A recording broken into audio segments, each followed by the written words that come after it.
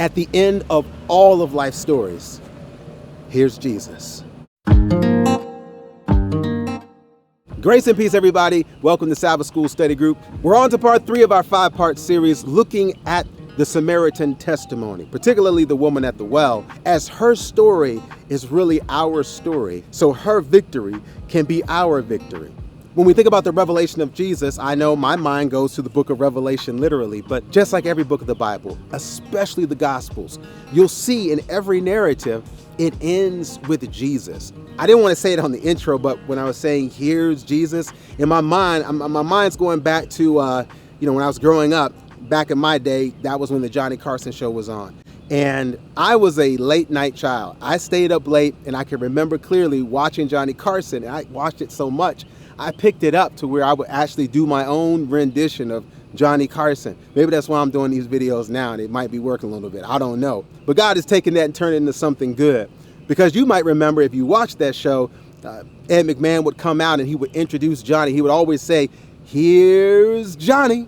And when he said it, it kind of got you excited, and that's when the band would go off, and Johnny comes out of the curtains, and the show is on. The same happens in the Bible, but way, way better. We're not trying to compare the two, but kind of like that, Jesus is always behind this curtain. So if Jesus is always coming on time, and he's waiting at that point of anticipation to go into the scene, and why wouldn't he be willing to do the same for us in our stories, in your story? Well, before we look at the evidence, I want to thank you for watching. Please subscribe to this channel. Make sure you hit that like button so others can find this, and by all means, pass this on to someone else. We appreciate you sharing the video. And if you want more, you can always go to the website. That's at changeministry.org.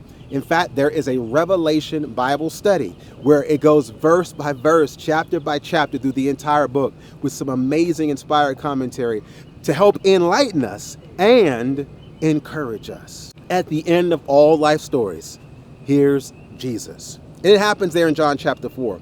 Guess who is revealed?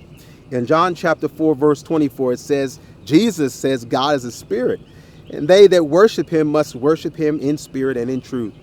The woman saith unto him, I know that Messiah cometh, which is called Christ. When he is come, he will tell us all things. And this is where Jesus says, here I am.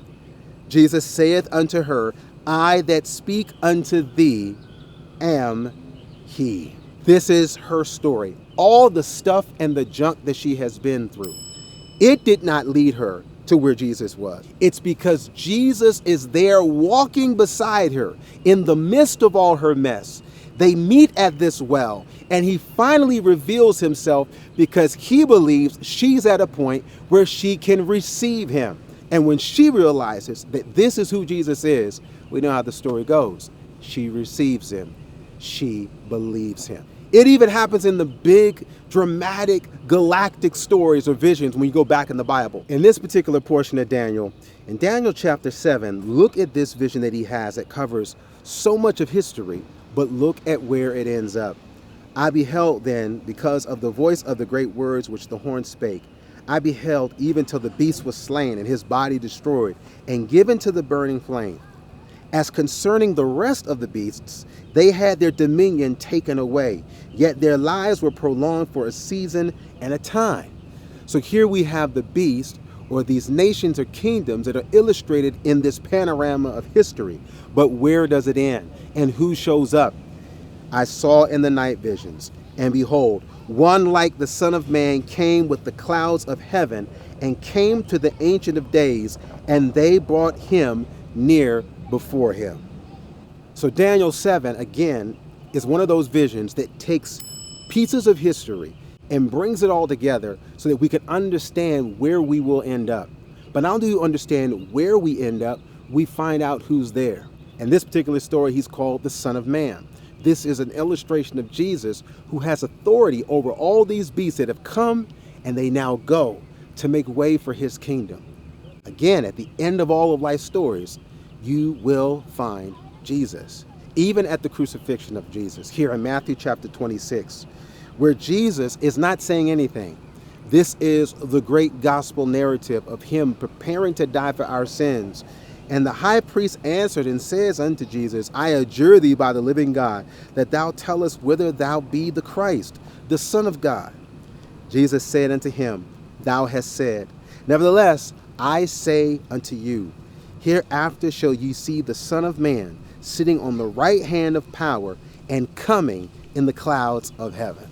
Now, this is a bit of a paradox because this is at the end of Jesus' earthly life, his earthly ministry. And he's not saying anything because he has said everything that needs to be said. But at the point where the priests are demanding to know who he is, it's interesting that this is where he would speak. And when he speaks, he points all the way to the end of all time. Not to the end of his life, but at the end of life here on earth.